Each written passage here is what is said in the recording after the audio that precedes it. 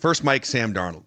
Yeah. So according to pretty much every report known to mankind, the Vikings are not going to franchise tag Sam Darnold. So we're recording this like 2.5 hours before the 3 p.m. Central deadline. I know. We always do this. Well, but I think T. Higgins, like all the tags are pretty much out there. So and by the way, the Cowboys agreed to a 4-year deal with Osa today. So there's some. The next 2 weeks are just going to be news fire hosing everywhere. Did the Vikings make a mistake not tagging and keeping Darnold or tagging and trading Darnold? Pause, Boone. You're the Viking guy. I want to hear your take. You're the Viking guy, Mac. You're the one that's entrenched in it. I want to hear my take I want to hear first? your take, Mac. He knew I was this is your backyard. Like, Booney's got a take. I know he does. Boy, I don't want us to influence. Do we have enough time left? I don't want us to influence your take. So my visceral, I will say this. I've been very firm on there is a supply and demand with quarterbacks and desperate teams that's always off in the NFL. There's always a market, money-wise and trade capital, for one of the 15 or 20 best quarterbacks in the world. And generally, I feel like if you have assets, if you have a top 15 or 20 quarterback or an edge rusher that you're moving off of, those are the types you should be getting draft capital for those players. So, like when the Packers decided Aaron Rodgers is not going to work anymore, they're getting something for him. When the Seahawks decide Russell Wilson, and I get those guys are like borderline Hall of Famer and Wilson Hall of Famer, different level. But they decide we're moving on from Russell Wilson. We're going to get something for him. So big picture, the Vikings the last 2 years have had prime Danielle Hunter, who went on the first year in Houston to be 5th in sacks in the NFL. They had Kirk Cousins, who, tore his Achilles, was 36 years old, but they kept giving him no trade clauses every step of the way and allowing him to dictate. So they wind up letting him walk. His market was a $180 million contract. It was a bad contract, but his market was still very valuable, and he walks. And now Sam Darnold, they're not going to tag him. He's going to sign somewhere else. And right now, for those 3 players over 3 years or 2 years, you wind up so far with 1 late third-round comp pick. Maybe you get another third-round comp pick. So in general, I feel like the asset management here bothers me. And the other thing, too, is I feel like if you're the Raiders or the Steelers or the Titans, these quarterback-needy teams, you've been sitting here for a month praying that the Vikings don't franchise Darnold because you don't want to give up a second-round pick and have to pay him. So I think 3 or 4 teams are going to celebrate at 3 o'clock Central Time today and say, oh, okay, cool. We don't have to work through the Vikings and deal with all of the tag stuff. We can just talk to Sam on Monday and work out a contract. So, and by the way, on the flip side for the Vikings, well, it's risky. If you tag him, then what's he going to do?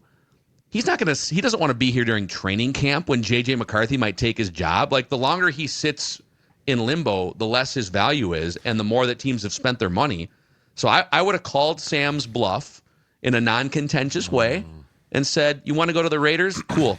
We're going to ask for their second-round pick and they have 10 draft picks. So, and by the way, I put this all out. I had Blake Barrett's agent, who I'm friends with, clap me. Greg Rosenthal from NFL Network clapped me and said, dude, you got to stand down here. Getting a third-round comp pick in 2026 is fine. So this is my last day ranting about this, but I feel you got clapped at by IFA. Yeah, Blake Baratz came at you.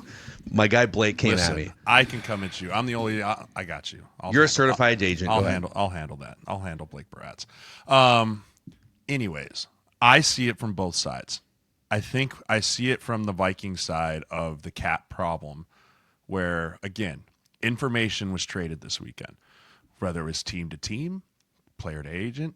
Agent to team, scout to play, whatever it was, whether it was the Vikings talking at 2 a.m. to another team, like it happens. Information trades. This makes me feel like Sam Darnold's market is not $40 million. That's where I'm. Isn't that kind of surprising? Jordan Love played 8 good games and got $200+ million. No, I think the Tua way has a concussion every 10 seconds and got $200 million. But think about this. Did we ever see bad Jordan Love? And not chalk it up to that it was his first time. But then playing. It went up, right? And then if it goes up and goes down. The needle for Tua, the needle for Jordan Love, and the needle for all these guys that signed deals were pointed which direction when they signed them? Largely up. Largely up. where was Sam Darnold's needle pointed at the end of the year? Every direction. All over the place. But his last 2 games, which you'll be judged on at your last at bat at the NFL every single time, were pointed down. I mean, we said it when those things happened. He lost a lot of money in those last 2 games. I love Sam. I think he's a great kid. I think he deserves to be paid. It makes me feel like the Vikings are very confident that his market is not $40 million and that they're afraid that if they tag him, they're going to get stuck eating that $40 million tag, because the second the ink is dry on that tag, it is 100% fully guaranteed against the cap unless you trade him. What if here's my counter argument will be disproven or not on Monday, because we'll know on Monday we'll know what his value immediately. is. Probably, we'll know immediately what his value is. He'll be one of the but first off. If let's say it's 4 years 120, which is what PFF projects right now, I would look at that as a missed opportunity for the Vikings. That the Raiders were willing to go 4 years 120, they would have kicked in 2 of their 10 draft picks for you to facilitate that. So again, whatever. Like it's because the JJ I McCarthy think era starting. you're regardless. thinking differently. Some teams value draft capital better than they do free agents. They see the young in the kid and they go, "That's potential. I can make this into something." And they see the older guys and they go, "He is what he is." And just like we just talked about, the needle's pointing down. Are we really going to give him this money? And the needle continues to go down. Then we're still the same Vegas Raiders we've been. And that's what scares people, because it's like, hey, I could go find somebody way better in the draft, or maybe we can go after another position, or we can shore up other shit. Like, it's weird how every team has a different philosophy, but yet they're all kind of right. Like, they all see it differently, but then they end up being fine in the end. It's like the Rams. The Rams hate draft picks. Right. The Rams would much rather ship off draft picks for vets any day of the week, right? And I think it's they actually they just traded what's his name to the Bears like 10 minutes ago. Yeah. Offensive lineman. Jonah, what am I blanking on? They traded Jonah Jackson. Jonah Jackson? They traded Jonah Jackson. No, look at this. It's Jonah Jackson. It's Jonah Jackson. It's Jonah dude. Jackson. He's the only Jonah on that team. And There's he Jonah was- Williams in Arizona. There's Jonah Jackson. That's because for a 6th round pick to the Bears. And that's because Bo Lemur, 3rd round pick, came in and played really well at center this year. Mm-hmm. Oh, I don't need to pay this vet. Ship him off. Right? That's how Hey, it goes. but thankfully That's he's going to the Chicago. Chicago's waking up a little bit, but I will say that's a friendly relationship, because Jonah was with the Lions with Ben before, so now he's probably like, hey, we need to shore up this O-line. Let's go out and get fucking Jonah, who, by the way, is a fucking stud. Which, I mean, a 5th round pick for a starting caliber offensive lineman. That's nothing. That's a steal, right? So it is very much, to Boone's point, it is very much what teams really like to value.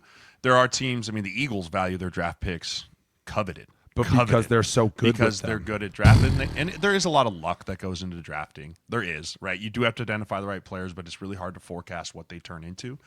But I think with Sam Darnold, the Vikings are looking at it going, I don't want to get stuck with this $40 million cap hit when we're paying a rookie scale quarterback, right? And this goes all the way back to, I think, with my conversation of, this was the master plan before the Sam Darnold year. They didn't allow Sam Darnold to move them off their point, right? They did not allow this year with Sam Darnold to move them off their spot of the grand master plan that KOC and Kwesi put together when they let Kirk walk and they drafted JJ McCarthy. And I have respect for that, right? Don't get wowed. A lot of teams will do that and fly off the handle and blow up the long-term vision plan because of a guy that had a 1-year deal and a 1-year wonder type thing. I give the Vikings props for not moving off their spot. We'll see come Monday what his value truly is, but I do think that they said, okay, this is our spot. JJ, you didn't take us to the NFC Championship, which was my line, right? If you take us to the NFC Championship, we keep you. You didn't win a playoff game. We're going to move on. I see him going to Cleveland, too. Let's go Stefanski. Let's go Stefanski. I fucking love that guy, too. Yeah, so now that he can essentially dictate Cleveland where he wants to go, you're saying Cleveland. Mm-hmm. Cleveland's got some major. They got to figure out what to do with their cap situation. I mean, the Raiders have the most money and the biggest need, with a couple weapons ready to be unlocked in Brock Bowers. I'm still saying Steelers. Yeah, Steelers. I think the Steelers for me is big quarterback. Put a lot of draft capital in their offensive line last year. George Pickens, get a couple more weapons on the outside. I think I think he's a Steeler. Freiermuth. Yeah. You guys love statistics. Oh boy, come on, let's hear it. Arthur Smith, offensive coordinator, loves to run play action, or at least he did last year for sure with Russell Wilson, Justin Fields. So they had like a top 5 play action rate statistically. Sam Darnold had a 130 passer rating out of play action last year. Yeah. And he Pickens loves down play the action. field. You got Mike Tomlin as a stable, steady, longtime head coach. And that defense, you're not going to have to score 30 points a game in Pittsburgh because that defense is going to hold teams. So